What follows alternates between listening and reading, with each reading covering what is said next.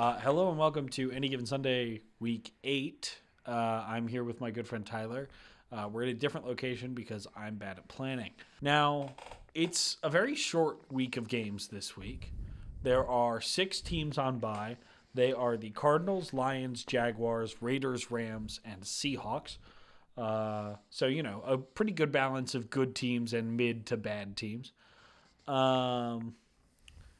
Which means we only have 13 games to talk about. And oh boy, was it really hard to pick 3 circled games to really highlight and spend a lot of time on at the start of this. But a game that I'm really looking forward to for a number of reasons is Bears at Ravens. Now, I am very high on Caleb Williams. You are not. I am very high on Bears in general. You are not.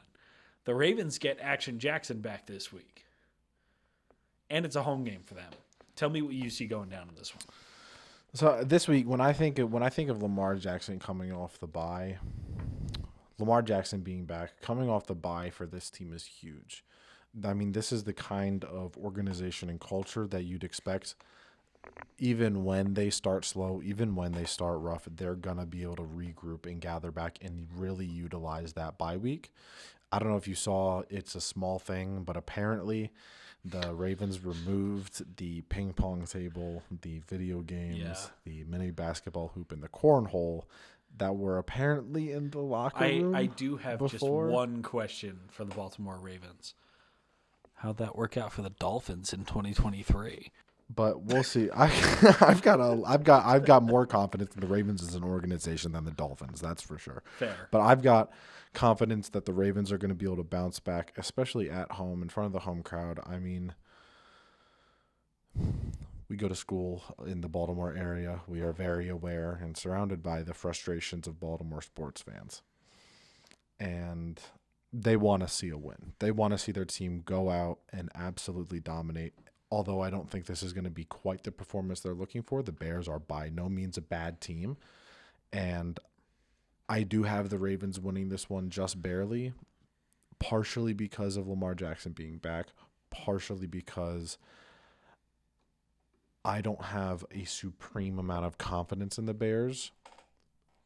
And specifically, I don't have a supreme amount of confidence in the Bears defensively. I don't think that they're going to be able to hold the Ravens under 30, even with how dysfunctional they've been. Lamar Jackson is Lamar Jackson. He is the system. The Ravens put up 30 points with him. That's just kind of how it goes.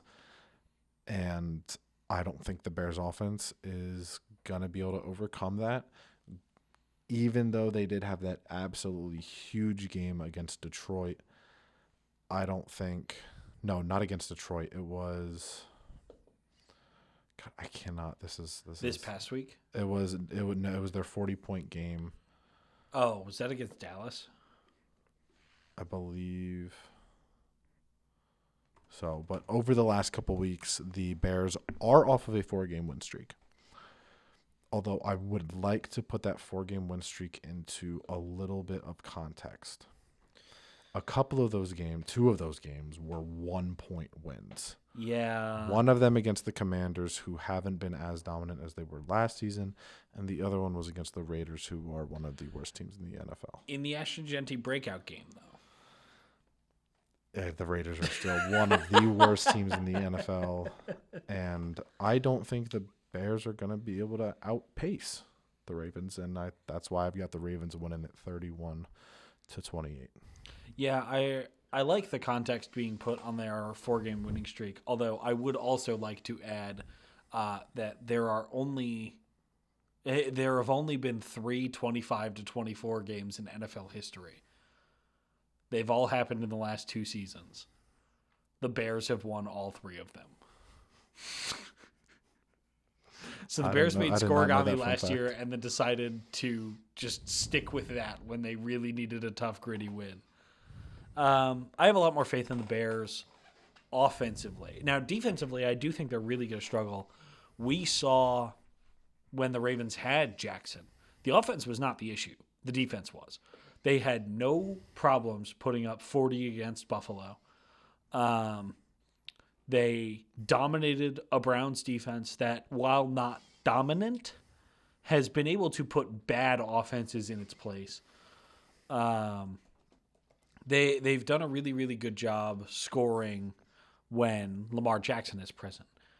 I have this as the highest scoring game of the week, I believe. Let me check my score for the Cowboys game.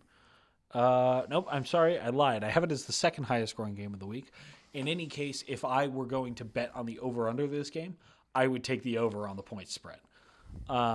These are two offenses that are capable of putting up a lot of points, and I think they're going to do so against really subpar defenses compared to the caliber of the offense they're going to play.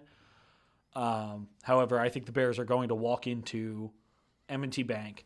Yes, the Ravens are off a bye. Yes, they've had a couple weeks to figure things out. Yes, Jackson's had time to get healthy.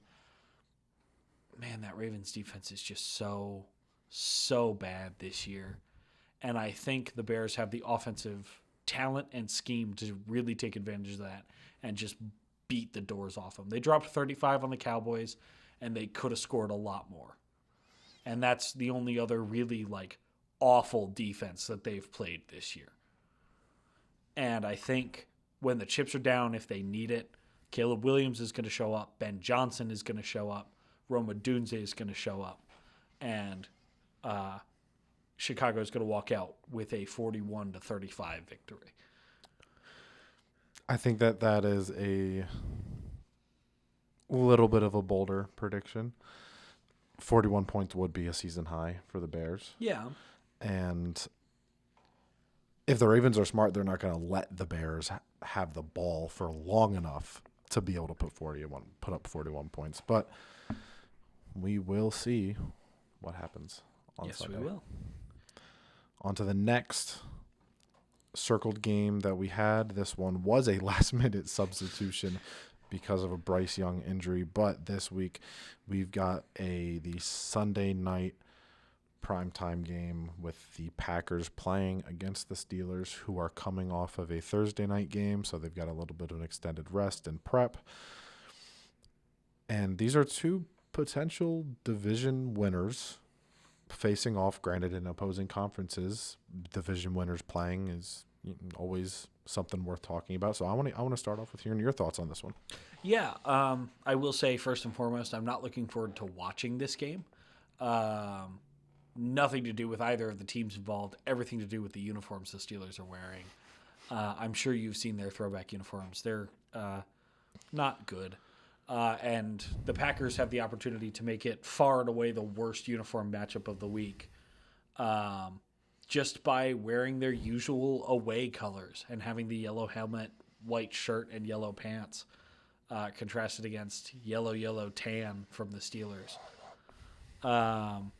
This has a potential to be the worst uniform matchup of the week. I don't think it'll be a bad or unentertaining game, however. The Pittsburgh defense has been a lot more suspect than usual this season, which would be great if Aaron Rodgers wasn't having a career resurgence here. Rodgers has absolutely put the offense and the team on his back this year.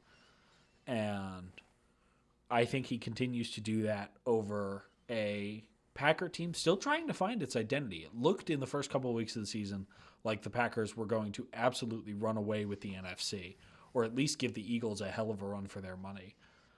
And that just hasn't panned out.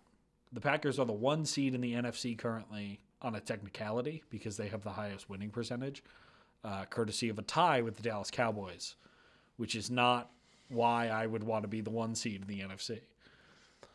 Yeah, I think I agree. I mean, talking about those Steelers and how the defense isn't the highlight of the team is something that NFL fans are foreign to, because the defense has been the staple of the Steelers for pretty much as long as the team has been in existence. And the Packers are doing well. They are winning games. It may not be in the most glamorous ways, and that there is the tie with the Cowboys. But you did still put up 40 points, granted on a not great defense. You are able to survive the Cardinals in Week 7, and you are able to beat, not dominate, a weak Bengals team. And then you lose to the Browns in week 3, but you started the season by beating 2 teams that people thought were going to be NFC powerhouses. Lions are turning out to look like the Lions. They came off to a rough start, but they're looking good now. But I agree. I think that I agree with you in that I do think the Steelers are going to be able to just barely beat the Packers in this one. I think it's going to be a good game football wise. I don't want to watch it because I don't want to look at the uniforms, but I think it's going to be a good game of football. I've got the Steelers winning it in a little bit of a shootout just because I don't have a supreme amount of confidence in either of these teams' defenses. It is in Pitt, which does make a difference. I've got the Steelers winning it 30-28. Well, and worth mentioning before we move on is, of course, the Aaron Rodgers return to Green Bay. I feel like he played against Green Bay, maybe even at Green Bay last year with the Jets. But I'm not 100% sure I'm correct about that. And it's going to be interesting to have Rodgers going against his protege and the coach that abandoned, quote-unquote, him. It's going to be a really interesting matchup in that regard. It's a very interesting storyline. And if we were a more storyline-focused show, a Steelers win here would absolutely be a headline for us next week. We are more interested in potential narratives than we really are in storylines like that. But yeah, Steeler home game against a hit or miss Packers team. It's hard for me to see Pittsburgh not walking out with this one. Yeah, and on to one that I think we both had kind of circled for this week just because of how confusing one of the teams have been this one. You've talked about them quite a good deal this season. You've been quite high on them quite a deal this season. And that team is the Denver Broncos, and they've got the Cowboys going into the Mile High City. Denver. Weird football team this year. We have this game marked in the document as defense with a question mark. I don't know that that's necessarily fair. It really has been like a trade-off with the Broncos this year. You either get a good defense game or a good offense game.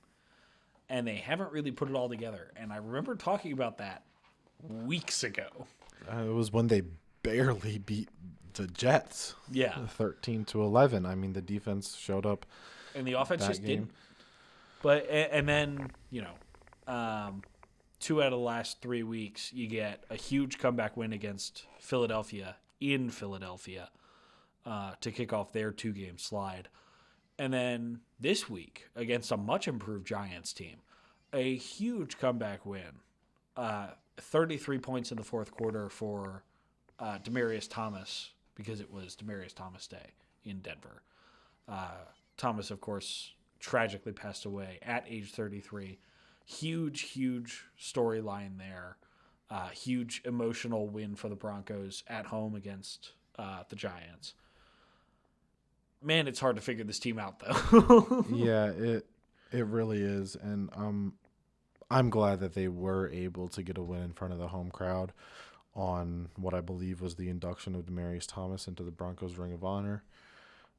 If you didn't see the press conference with Peyton Manning was getting emotional. I mean, Demaryius Thomas, absolute legend, absolute great human being, and it really sucks for the game and for the community when somebody like that passes. But we are glad that he was able to be enshrined, rightfully so, and that the team was able to get a win on his night. But this team is really difficult to figure out, and the Cowboys have been a little bit more predictable this year. This year, the Cowboys' offense has been the huge story. I mean, this is apart from the Bears in week 3. Each of their games in the last since the opener of the year, they've put up 30 or more points in every single game, and they put up 40 or more in 3 of those games. This offense has been absolutely firing with or without CD Lamb, which is the highly impressive part to me. I mean, Javonte Williams is having an absolute resurgence. He's playing great football. Dak Prescott is kind of been under the radar a little bit over the course of his career, but he's still playing great football. But the defense at times has looked very, very questionable. Well, and against a team like the Broncos, the unit that you would want to be questionable is your defense. Because as much as the Broncos defense may not show up, their offense, I mean, it'll help that it's a weaker opponent, or at least a weaker matchup. But, man, that if ever there was a team the Broncos had to show up against offensively, it has to be the Cowboys. This is the game that I have the highest overall score on for the week. This is another one I think you absolutely just have to hammer the over. I've got 41-38 Dallas walking out with victory in Denver. Just because Dak Prescott playing really, really good football this year. I'm an Eagles fan wearing a Jaden Daniels jersey, giving credit to Dak Prescott and the Cowboys.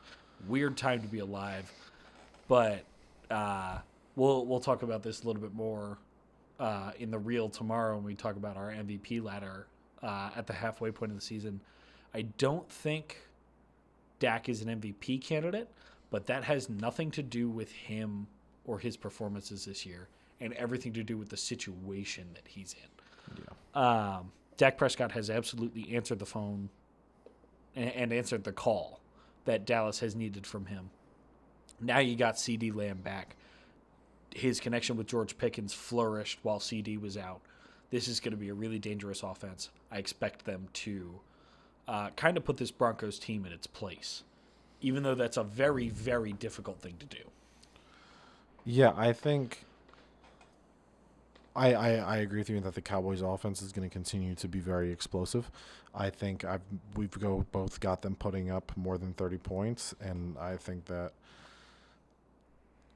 where I differ from you is I don't think that the Broncos are gonna be able to show up in offensively as much as they need to get this win from Dallas.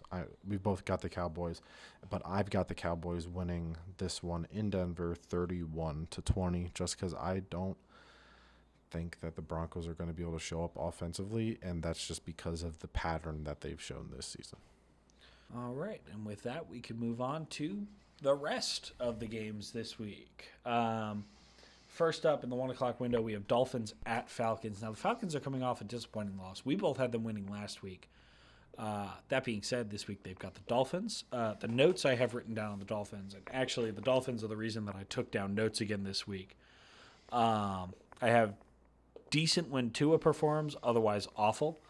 And I have a prediction for the Dolphins this week, which is that Mike McDaniel gets fired after this week's loss. The Dolphins ownership has been insistent that they are not making any changes, that they like Mike McDaniel and the general manager in Miami. I'm going to go off on a little bit of a tangent here. Teams don't survive this. The locker room in Miami is broken. Mike McDaniel is not commanding his locker room. Coaches who don't win Super Bowls or who haven't won a Super Bowl don't survive this. Hell, in 2020, when the Eagles did this, they canned their Super Bowl winning head coach at the time. And that was a complete overhaul. They also got rid of Carson Wentz. But bad teams teams that are consistently bad for multiple seasons in a row, teams that consistently miss the playoffs, don't survive a quarterback that can't win them games. Yeah, I don't think the Dolphins organization are going to pull the trigger to fire McDaniel in the middle of the season, although I would be very surprised if he did not get fired before the beginning of next season, especially with the trajectory that the Dolphins are on, not just in terms of that they're not winning games. Like you said, the locker room is broken. There are numerous reports now from players that players are just not showing up to meetings, required meetings. In what NFL franchise, in what winning NFL franchise do you hear that happening? You just don't. And an interesting storyline I saw this week was that an interesting storyline would be Chris Shula becoming the Dolphins' next head coach. Grandson of legendary Dolphins coach Don Shula. Shout out to my extended family in New Jersey, some of whom are Dolphins fans, and sorely miss the Shula family in the coaching tree. I'll just put it that way. It would be quite the storyline to have Chris go to Miami and take over a team that a franchise that is still the only franchise to ever have a truly undefeated season under the leadership and coaching of Don Shula. But bringing this into the Dolphins in Atlanta, by the way, which doesn't help the Dolphins whatsoever. And the Atlanta Falcons, we've seen them bounce back this year after that absolutely horrid game against the Panthers. They bounced back. And I think that this is going to be another week where they're coming off of a disappointing loss and they're going to bounce back. And I hope so. I've got Drake London and Kyle Pitts on my fantasy team. I want them to bounce back, and I might be picking up Michael Penix in the waivers too. Yeah, I mean, if he's available, it wouldn't be an awful choice. But I've got the Falcons winning this one dominantly, 35-20. Yeah, my biggest question mark with the Falcons is Penix himself. Because, I mean, most teams rise and fall with their quarterback. But the Falcons kind of rise and fall with their running back, Bijan Robinson. And as great of a rusher as Robinson is, Penix has to be able to put this team on his shoulder and carry them to a win when Robinson's not performing. Because the problem that the Falcons will inevitably run into is the problem that the Eagles are facing, which is, you don't have the run game, and yeah, you've got great pass catchers, but we're going to sit in zone and make you fucking beat us because you can't run the football. And that's not a recipe for success. And Atlanta has to find their way out of this woodwork. And I think they will. I trust the coaching staff. I trust that Penix will put in the work. I trust that the offense as a whole will put in the work. It's a very young offense. I've got them walking out at home with a 44-24 victory over Miami, and I think the Dolphins probably put up 14 or 17 in the final frame to save a very, very embarrassing performance, which is why I think McDaniel probably gets canned. And on to our next game. We mentioned a little bit in the headlines video talking about the Bengals, so keep this one a little bit short. But Joe Flacco is the winner of our Unk Still Got It award. I mean, he played a really, really great game against Pittsburgh. Yeah, I mean, threw the ball 47 times, which is not something I'd want from a 40-year-old quarterback, but 342 yards, 3 touchdowns, no turnovers. Hell of game from Uncle Joe. I have to distinguish which Joe I'm talking about now when I'm talking about the Bengals, which I'm upset about. Now, you and I differed on the Bengals game last week. You ended up being right. I expect you to be right again this week. And what I'm about to say, I want to make this very clear. Nothing to do with the Bengals. No disrespect to them as an organization at all. It would be the most Jets thing ever to win this game. The season's over. You're 0-7. You're not winning many fucking games. Your schedule's not easy. It would be the most Jets thing ever to give themselves a win against an opponent that they should absolutely get blown out by. Yeah, I wouldn't say that they're supposed to get blown out by the Bengals because the Bengals still are less of a team without Joe Burrow. And I think what we've seen out of Joe Flacco at this point in his career is that he can have great games. He can have good games. He had good games in Cleveland, lesser so this year, and more so that absolute insanity run he went on in, I believe it was 2024. No, 2023. But at this point in Joe Flacco's career, we've seen that he can play some great games. He can play some not so great games. But I don't think this week is going to be one of those weeks where he plays a bad game. I think he's going to do just enough to get the Bengals the win. I mean, I've got them winning this one 24-20 at home. They are coming off of a Thursday night game, so a little extra rest for the 40-year-old and crew. And after a very heavy workload for him. It's important for Joe Flacco, get your body right. Yeah, I don't know what it is about this one, but I have the Jets winning 21-17. I just think this and a win against Miami in the rematch to knock themselves out of contention for the first overall pick. It's just the most Jets thing ever. Hey, just like I called the Bengals winning that Thursday night game off pure superstition, you've got the Jets winning off pure superstition. Sometimes you just get that. You just get that hunch. And speaking of superstitions and hunches and teams that really have no business winning at all, 49ers at Texans. 49ers have no business having a single win on the season. Somehow they are in first place in the NFC West, and Kyle Shanahan is using all of his fucking devil magic to survive and thrive. Now, they got George Kittle back this week. That's a huge boost to the offense. Except that he didn't catch a fucking pass. Does it matter when you don't get a pass?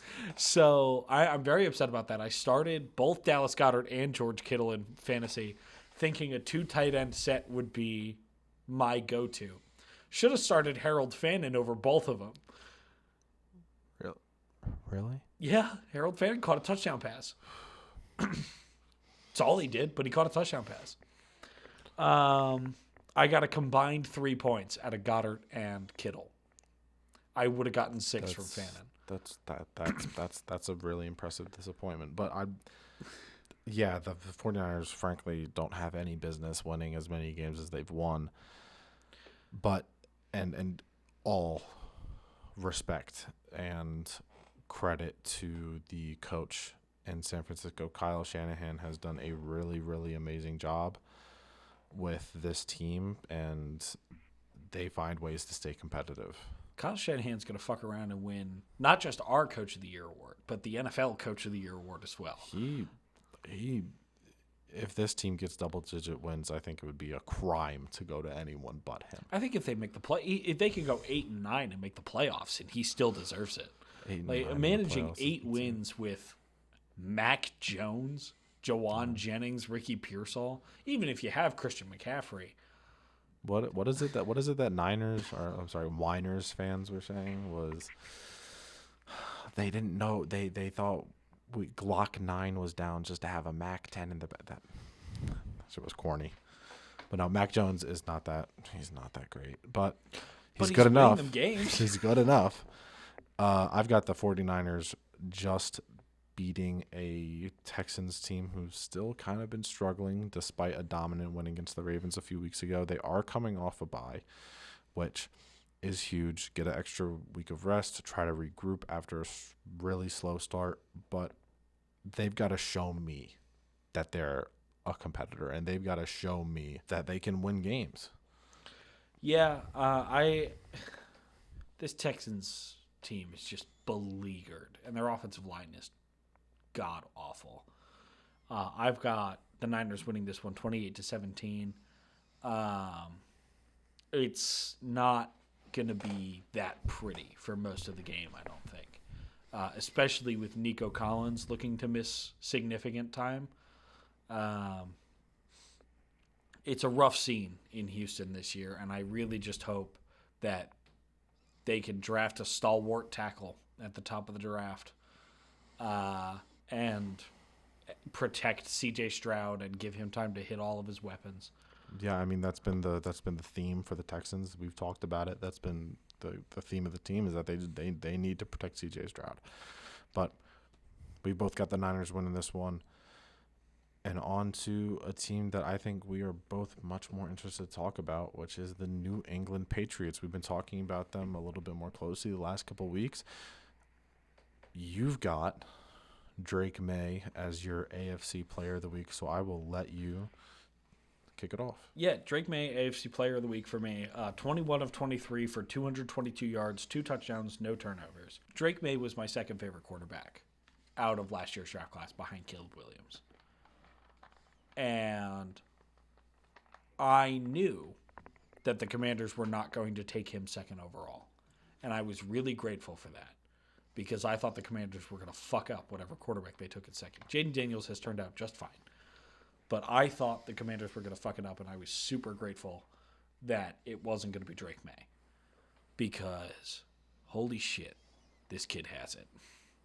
And he's worked his way into my MVP leaderboard because of how well he's playing. With a really subpar roster. Yeah. I mean, Stephon Diggs is a true number one, but Pop Douglas, Kayshon Boutte, I think are the 2 leading receivers on this team. That's MVP shit out of a second-year quarterback. And UNC has missed May. And it's very clear. Now, Bill Belichick has not been a great coach for UNC. But Drake May covered up a lot of shit at UNC that led to their previous head coach getting fired. And now he's helping the Patriots win games. And seriously win games. The Patriots are half a game in front of the Bills. With tiebreaker over them at the moment because they beat them in Buffalo. And the Browns defensively are brilliant. This, I think, is going to be a really, really good test game for Drake May. I've got the Patriots winning this one 24-17. I think one defensive touchdown for Cleveland slips its way in there. I don't think it comes off of Drake May's hands. I think it comes out of Ramondre Stevenson's. But I've got New England winning this one at home 24-17. You've got a little bit of a wider score differential, and it's interesting because the Patriots, by all metrics, are a team that you shouldn't really like because they're a team that is entirely quarterback dependent. I think that the reason why I've got the score differential as what I do is less of a credit to the offense having an extraordinarily dominant performance. It's I have zero faith in Cleveland's offense. Fair enough. And New England is going to get a ton of short to medium range field opportunities, and that they're just going to be able to just go down and exploit. Because even a defense as disciplined and as good as the Browns' defense is, it's really difficult to defend short field after short field after short field after short field. And I think that, yes, most people wouldn't have been able to name the Patriots' second or third receiver before this year. But I think both of them are playing really well. I think Stephon Diggs, as just kind of a solid veteran to have in the room, is a really, really good for both those young guys and Drake May because he's a very reliable target. He's still got good hands. He's still a good route runner. He's still a good receiver. And I've got the Patriots winning this one at home. And I think they're really going to show that they've got what it takes to compete in this AFC. And I think that they're going to win this one 38-17. Okay. Moving on to the game that I'm most interested in selfishly this week.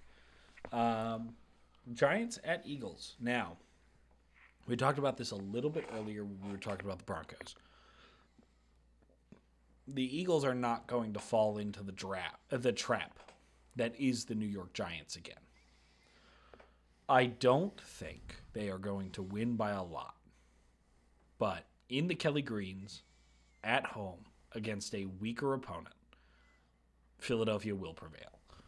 And it's not going to be pretty. It's going to be 35-28, which it's a lot of offensive points. It's a lot of points for the Eagles to put up is 35. But I have faith that this team will ride the momentum of Brandon Graham coming back and will ride the momentum of a really, really big win against Minnesota last week, where Jalen Carter finally looked like himself. He made a huge impact on the pick six, where, I mean, he just absolutely crushed Carson Wentz as Wentz was throwing the ball. Ended up in Jalix Hunt's hands, and then, of course, Hunt ended up in the end zone. I think the Eagles are going to take on Jackson Dart and Cam Scatterboo, and they will be better prepared for Wan'Dale Robinson and Jalen Hyatt and Lil Jordan Humphrey. And I think not on the MetLife turf, with Jalen Carter, with Quinyon Mitchell for the whole game this time, with Nakobe Dean back, this is going to be a really, really big game for the Eagles to get right. Yeah, I agree. I think that this is going to be this is a really big opportunity for the Eagles to get back. Like you said, fell into the trap of the Giants a few weeks ago, but I think that this is going to be a dominant showing from the Eagles, and there's a couple of reasons why I think that. One, I do want to shout out Jalen Hurts, who was both of our charts of the week, and as well, he was my NFC Player of the Week. The first perfect passer rating of the season.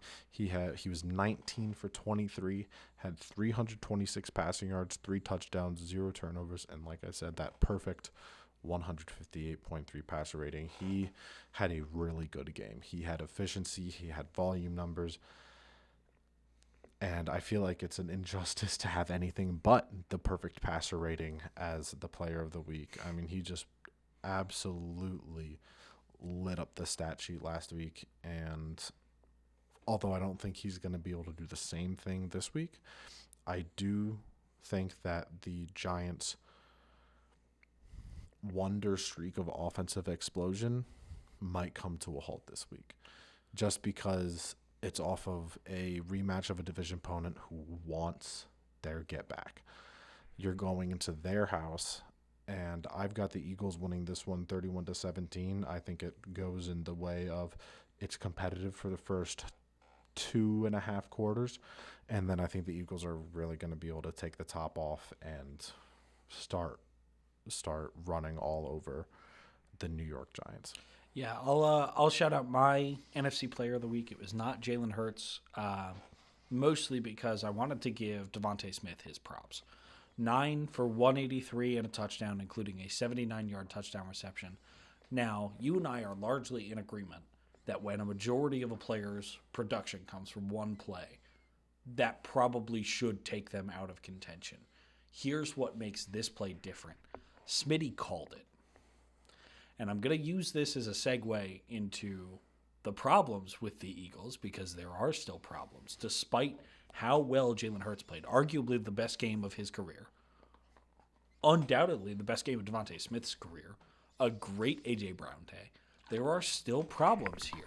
The Eagles' opening drive touchdown came on 4th down. The route concepts were awful. Jalen Hurts had 5 seconds to throw in the pocket. And the first 2.5 of them, nobody was open. And then he pointed at A.J. Brown and pointed downfield. Brown went, Hurts threw him the ball. That's a touchdown. Kevin Patullo, get your fucking shit together. Been saying it week after week at this point. And then the Eagles' offense died until Devontae Smith called his shot. And the Eagles were up, I want to say 14-6 or 9 at the half. But the offense didn't score that second touchdown. Jalix Hunt did, courtesy of Jalen Carter absolutely wrecking Carson Wentz. It was a really good defensive performance against Minnesota. It was, I mean, I don't know what the answers are for the Eagles offense. I'm charting the Eagles offense. And there are people in the room who can vouch for this because they were there while I was doing it. Every time I watch a play, I go, what the fuck are these route concepts? There's always a curl. A.J. Brown is always running a go. Someone's always running a go. And then it's a series of digs and corners that just don't go anywhere. And the offensive line has been an issue for a majority of this year. A lot of them have been playing hurt.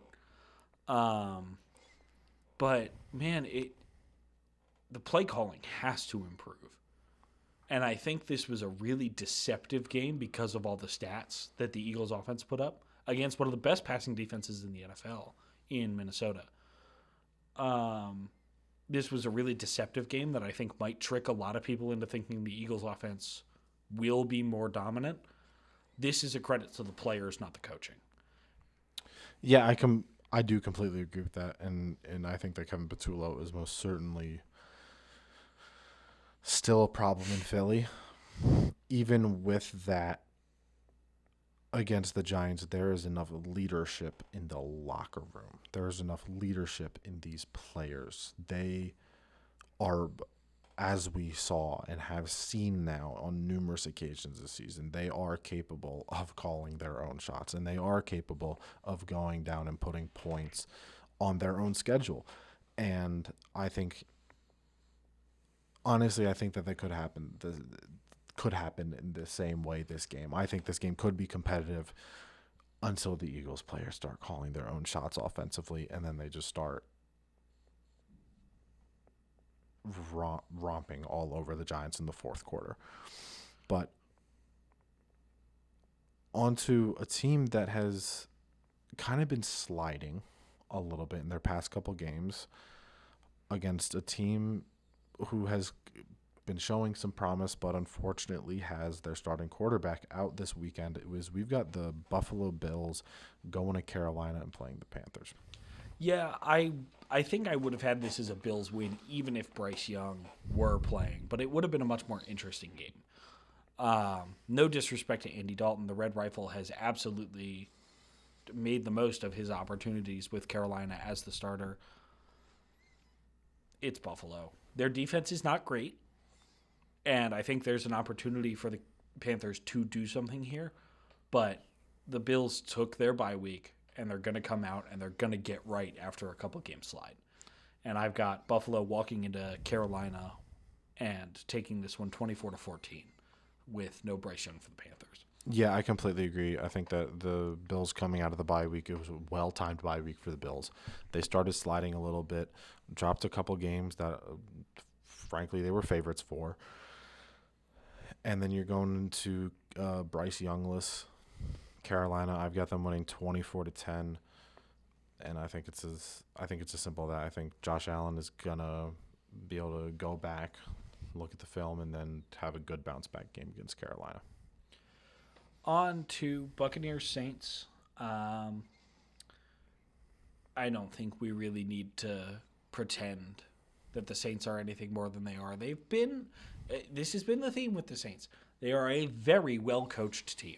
Credit to Kellen Moore, and I don't know who their defensive coordinator is, but credit to him as well. He's been coaching his ass off. Very well-coached team, not enough talent to survive. The Buccaneers are coming off a brutal loss where they also lost Mike Evans for the season, which tragically shatters his 1,000-yard streak. You're not going to be able to guess who the defensive coordinator for the Saints is right now. Brandon Staley. He's a great defensive coordinator. He is a great defensive coordinator. I think that the coaching staff for the Saints have been doing a great job with what they've had, but I don't think it's going to be enough to beat a Bucs team that is probably really pissed off. I would imagine so. After getting embarrassed, especially the offense getting absolutely embarrassed in prime time by the Detroit Lions, with utmost respect to how good of the team the Lions are. I didn't think that they were going to be as good as they are, but they've proved me wrong. They are still an elite team in the league. But this Bucs team, they've got to want to make it right. Well, and we have very similar margins here. I've got the Bucks winning 31-28 in New Orleans. 38-21. What did I say? You said 31-28. Yeah, sorry. 38-21. That's 17-point margin for Tampa Bay. I think Emeka Egbuka reasserts his Rookie of the Year campaign. I think Baker reasserts his MVP campaign. And I think Tampa walks out with a fairly easy tune-up game against New Orleans. Yeah, I agree. I've got this game at 35-20, and I think the Buccaneers come out here with a reassuring win. And on to what we both have pinned as our blowouts of the week. And now, I just want to give a real quick shout-out. We both predicted the blowout of the week correctly last week, and I think we finally cracked the formula. Did we? Pick against the Titans. Because we both picked the Patriots to blow out the Titans last week, and they did. And now we're picking, for both of our blowout of the week, the Colts to blow out the Titans. Yeah, for me, this could not be an easier pick. I mean, the Colts are at home, which shout out to Jonathan Taylor, who was my AFC Offensive Player of the Week. Last week, he had 19 touches, which is kind of low for Jonathan Taylor, but he still had 132 yards and 3 touchdowns, which, shout out to him, is the third time this season he's had 3 touchdowns in a game, which, funny enough, is more times than the Jets quarterbacks have had 3 touchdowns in a game this year, which is absolutely In fact, it's hilarious. It's more touchdowns than the Jets quarterbacks combined have thrown for this year. And it's only, adding in his 2 other touchdowns to make 11 total. The Jets have scored 12 total touchdowns on this season. Jonathan Taylor on his own has scored 11. So he is having an absolute hell of a season. It's really a 2-man race between him and Christian McCaffrey. Maybe you could throw in Jamar Chase or Emeka Egbuka even for Offensive Player of the Year. But to me, it's really Jonathan Taylor and Christian McCaffrey. Jackson Smith and JSN's having a great year as well. having an absolutely phenomenal season. But, yeah, this is a really easy pick. Colts are at home, and we've been following them closely this season. They are looking like a really, really big contender. They've got a solid defense. They've got an absolutely explosive offense this year, which is seems like Jonathan Taylor is the engine. And Daniel Jones is playing efficient football, and I think that it's going to continue this week. I've got the Colts winning 40-14. Yeah, I've got the Colts winning 44-13. Just a really rough time to be a Titans fan.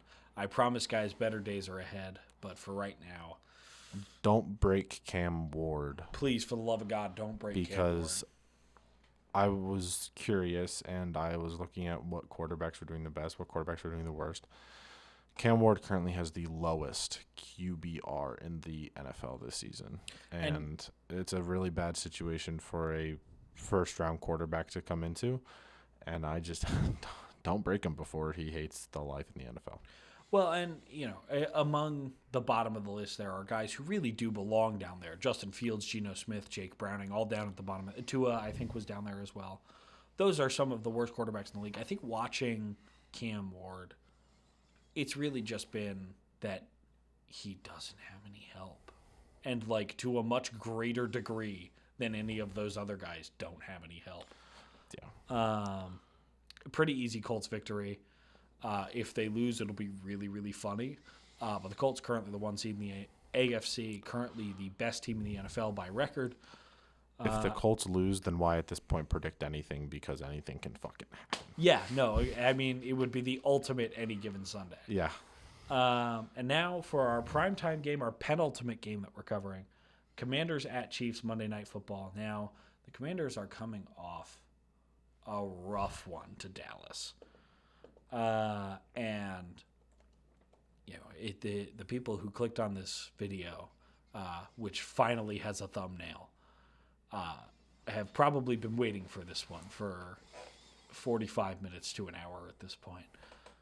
because the thumbnail says, "Oh fuck, they're back," and I really can't think of a better way to put it. Yeah, I completely agree. I'll start with saying that you know this about me and my opinion about the Chiefs, and more in particular Patrick Mahomes. This season is the first season that I think Patrick Mahomes has truly made me shut my fucking mouth, because he's had nobody. And he is top 5 to top 10 in every single statistical category for a quarterback, every single volume, every single efficiency statistic for a quarterback. Patrick Mahomes is playing really, really great football.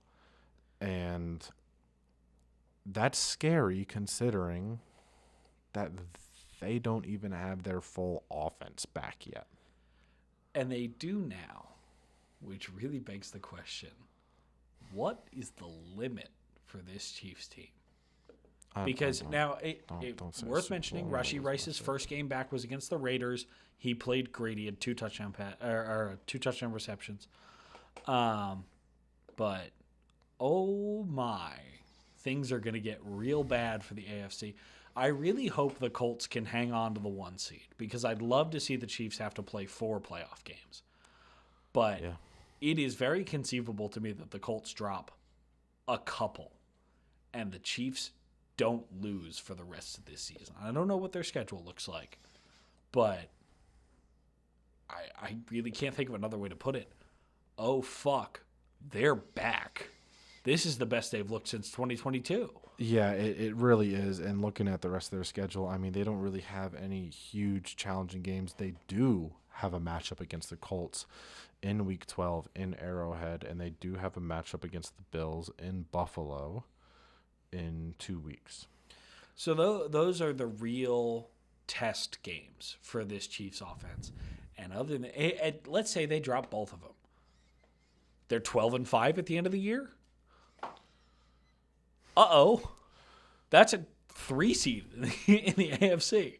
And for those who don't know, I year after year pray on the Chiefs' downfall, and year after year I don't get my wish.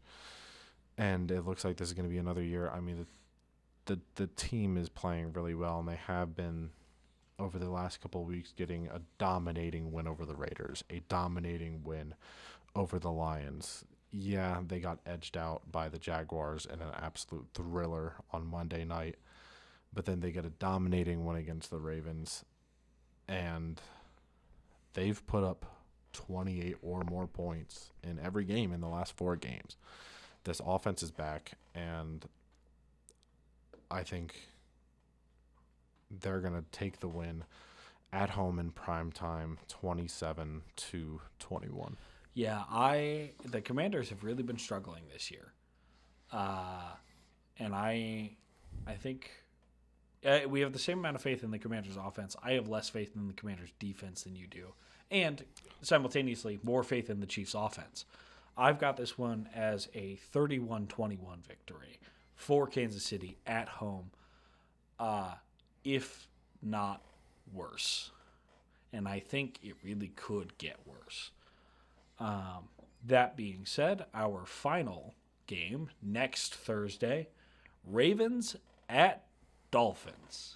And for those of you who don't know, we try to cover the following Thursday night games just to give our wonderful editors, Cooper, and our executive producer, Holt Hendershot, try to give them a little bit extra time because we are currently filming this on a Tuesday night. We are college students, but we do want to try to get you guys the content for each game before the game actually happens.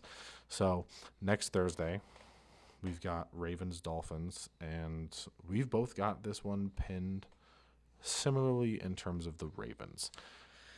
Yeah, we talked about this for this week's Ravens game. Weird football team. Great offense, awful defense. And I think the Dolphins, in the wake of having fired Mike McDaniel, which I'm still holding on to as a prediction for this week, in a short week, will put up a better performance than they should. I don't think it matters. I think the Ravens, even in their weakened state, are far superior to the Dolphins in their now weakened state.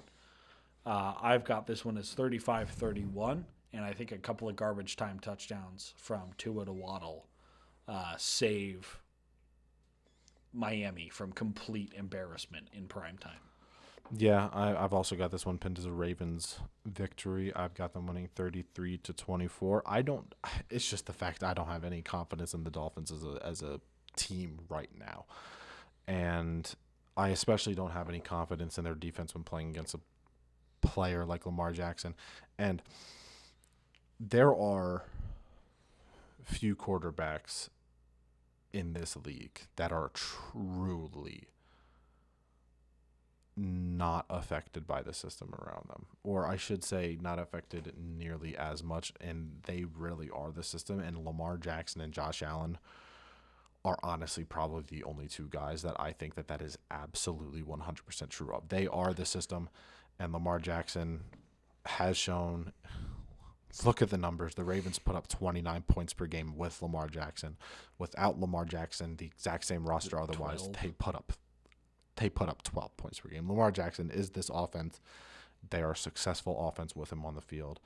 And him playing, you've got a chance to put up 30 points, and I think they do in this one. Yeah. Something I always forget to mention at the beginning of this, our records last week. We didn't have the pod last week, but we still did all the prep for it.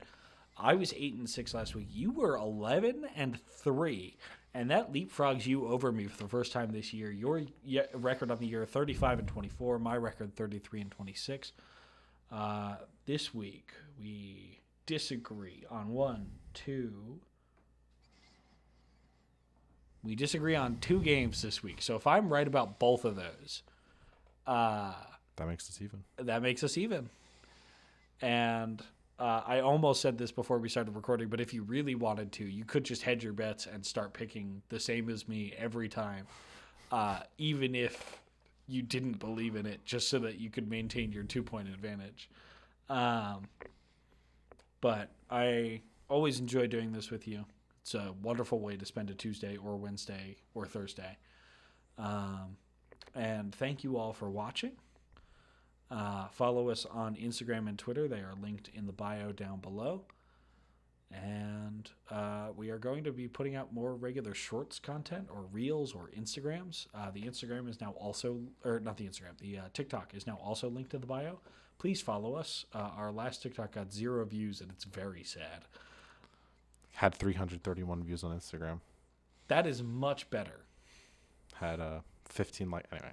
Thank you guys so much for watching. Go follow the socials down below. We're gonna try to get some reels posted every week at 1 to 2. Most definitely, we're gonna have one out before this video. But thank you guys for watching, and we will see you next week.